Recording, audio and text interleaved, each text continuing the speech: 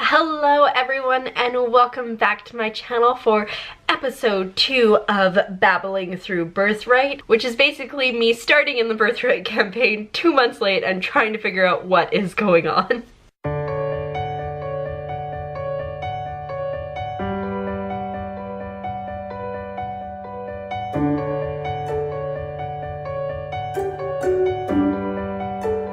If you haven't seen the last episode, make sure to check it out, link there or down below. And with that, let's get into the second session. So we ended the last session pretty easily with defeating Asa the bounty hunter, and then we kind of went on our own way back to the castle that we live in. It is called Raven Roost, and this is kind of what it looks like. And we get to live there courtesy of Queen Brindis. And I'm not exactly sure how Brindis became queen because she's a teenager. I think it was through some very weird things, which maybe I'll try to figure out so I can share that later. For this session, Brindis was back with us. If you remember last session, she was out with a cold, and so we had Brindis, Valkyrie, myself as Roz, and then we had another character who joined us whose name is Renalfer. Renalfer is a cleric and he super believes in the god Eric, which is kind of the god for around here, but he's not so much involved with the church in Hollingholm. Hollingholm. So because we are living at the castle, one of the first things we do in the morning are the petitioners. Some people super love the petitioners. I'm like, petitioners.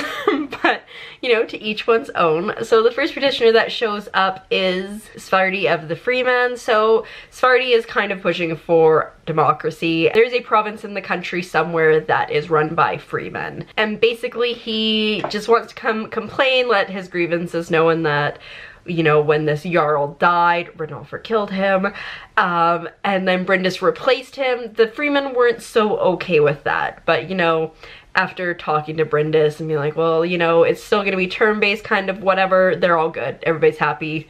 No issues. Next, a bard shows up. His name is Gunlogger Boatsman.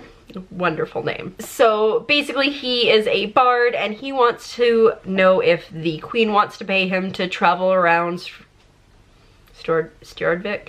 To travel around Stjordvik and promote the queen. And she's like, that seems like a good idea. But wait, because then 4 more bards show up and they're like, well, you can employ him for this much or you can employ us for that much, and there's 4 of us. And so she's like, I'm gonna take the cheaper one, and also he was here first. If you'd really wanted to be here, you should have been here earlier. And then this lady comes in and she is like giving Roz the hate eyes so much, and she's like, listen, my neighbor has married a Canassi and you need to annul that marriage because foreigners are not permitted here. Which is so not true. Also, like, I'm on the court staff now, so your argument is not gonna go well. So we quickly brush her off, and then an Orog comes in with a guard, and Orogs are kind of like orcs. Basically, they're like gonna beat you up and all that fun stuff. And they were sent there because one of the Jarls in more of a northern kingdom was like, listen, like, these 3 Orogs showed up, what they want to farm. They don't want to fight anymore because, like, we're kind of at battle with some Orogs. Maybe they're in the Bloodskull Barony. I think that might be where they are. But we have a fence around our country to stop that, to prevent them from coming in. But they basically defect and they're like, we don't want to fight, we want to garden. And so Brindis was like, sure, you can come. It's probably gonna be rough. People probably aren't gonna like you, but we'll send you somewhere and you guys can garden. And then the Orog was like, oh, by the way, there's an Orog encampment inside the wall up in this province. You might want to check it out. So that's something that we'll actually have to go and check out. I mean, I guess we could technically send soldiers, but it seems like a thing the queen would want to make sure of on her own. Then one of the advisors comes up and goes, listen, Brindis, you're poor. True. You need to increase your taxes. And so she's like, okay, we'll increase them for 6 months so I can actually pay the army because, like, so poor. And then we go about our business. And then we end the petitioners for the day, but Svardi from the Freemen comes up to Roz and is like, hey, you seem well cultured and traveled, like, do you want to hang out and go for dinner, come to a meeting sometime? And so we plan to do a dude date, because of course he doesn't know that Roz is actually a woman. So next we get another bounty. A lady named Sforgan wants us to go take Hilda's spyglass because Hilda owes Sforgan money. And because Grandpa Roz got him really close with all those kids from the warehouse from the last session, who were known as the Shorty Pants Gang. He went down to check with them and to see if maybe they have seen where Hilda is. Also, he's trying very hard to make these kids more educated and all that stuff, so he goes down, he reads to them, he brings them candy, and now the name of their gang has become the Smarty Pants Gang. So after a little while, one of the kids comes back and goes, hey, she's about to get on a boat, like, this is where she is, if you want her, you need to go get her. So we go, we talk to her, and she's like, no, this spyglass is very important to me, it's worth so much, it's way more than the bounty that's on my head, I can't pay you that much money, I can give you 30 gold pieces, but I can't give you 50. And we're basically like, no. And so we beat her up, we knock her out, we take the spyglass, and we take half her money. We're bad people. But then we throw her on the boat so she can, you know, get out of town. And we go back to Svorgen and we get the 50 GP and we give her the spyglass, and all is well there. So before Roz showed up in Hollingholm, there was an attack by the Sons of Eric. So the Sons of Eric are part of the church, kind of, except they live a more nomadic life and they bomb people to get their way. So Renalfer goes to the Abbey of Eric to kind of ask around, see if there's anyone who knows about the explosion, because it turns out it was whale oil. So Renalfer goes, there's like, he's got an arch enemy in this church too who absolutely hates him, and so that's a disaster. I don't recall his name, but then he goes to the head of the church, Jurgen, and Jurgen's like, oh yes, I buy whale oil for the nomadic tribes, like we want to make sure that they can get through the winter and stuff. So like that's not a big deal, but we go and talk to the guy who owns the whale oil shop, who only sells whale oil, by the way. He makes it very clear. And he's like, you know, there was a really large amount that was ordered, so I don't know. And we ask him, like, if you saw the person, would you know if this was the guy that ordered this amount? And he was like, yeah, I probably would. So we kind of tuck that away for a while, and then we run into some of the police officers. One of their names is Fisky, and he's like, listen, Lance is missing. We went and we checked his flat and he is gone. So we follow after the trail, we figure out where he is, and he's in a warehouse down by the docks. And there are 4 guys attacking him, 3 thugs and like 1 really beefy guy. And he's tied up, so we get in there. Renalfer and Valkyrie almost die because these people, especially the veteran, are really rough. Roz doesn't like to fight, so Roz just stays very far away from fights. Doesn't get hit at all, but we managed to take out these people and save Lance, and kind of all is well, but we're like, why is Lance getting beat up? Does it have to do with these Sons of Eric? But then it's basically Oktoberfest, which is called like Earn Tenor Fest here. And so it's just all about the drinking and games for drinking. Everybody gets pretty drunk, except Renalfer like calls upon the will of Eric to help him win, and he does. Seems kind of suspect. Also, Renalfer does a lot of gambling, so like he's super religious or something, I don't know. So at this point we go back to the whale oil shop and grab the owner there. His name's Redress. And he's like, yeah, I'll come to the church with you, but someone needs to man my shop. And Brindis is like, well, I'm the queen, I will man your shop.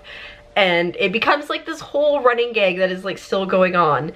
Cause like whale oil, it's the only thing they sell. So it's like, somebody comes in and he's like, oh, I'd like to buy this. It's no, we only sell whale oil. And then Brindis sells whale oil to this guy, but she didn't ask how much it costs or how much you give. And so she's basically like, just put the appropriate amount of money on the counter and take the appropriate amount of oil back with you. It was pretty stupid.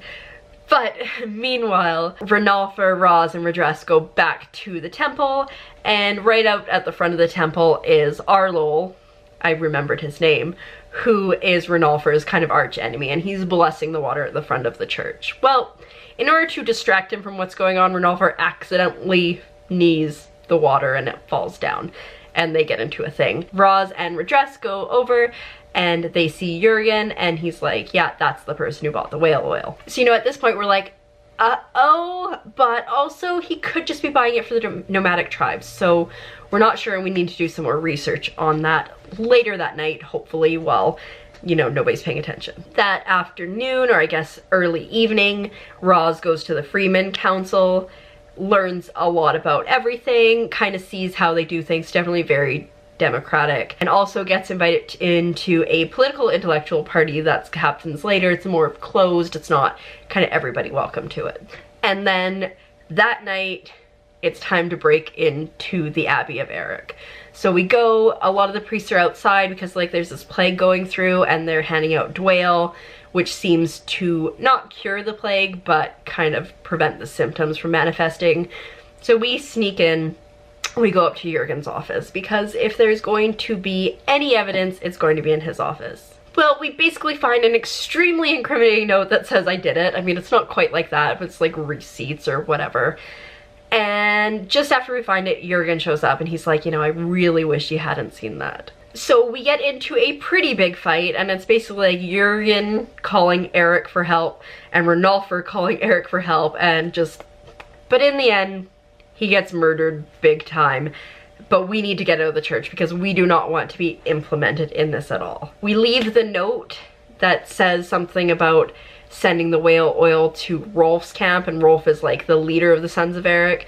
We leave that there because one, we don't want to get caught with that note on us, and two, if that note does not make its way to the police, we'll know that there's some other corruption inside the church. So we figured it's a good idea to leave it there. We sneak out, we go let Lance, the police officer that got beat up, know what's going on, and then he goes over to the church to kind of see what's happening. And then basically we run away and go back to our castle, and that is the end of that session. I feel like in this session we made a lot of progress on the whole terrorist Sons of Eric thing, but also we probably made a lot more enemies. That's kind of what we do in D&D, and it seems like in Birthright it's exceptionally easy to make enemies. Also, at the end of every long rest you have, which is one of those weeks where you do like gambling or pit fighting or research or working, blah, blah, blah, you have to roll a D100, and if you get 11 or under, you get a complication, which causes problems. Renalfer almost died because he had to get into a fight about it. So, you know, Birthright just kind of seems to be set up to have you make enemies. With that though, I hope you enjoyed this episode. Make sure to like and subscribe so you know when the next one is coming up, so you can find out what more enemies we make. And with that, I will see you next time. Thanks for watching.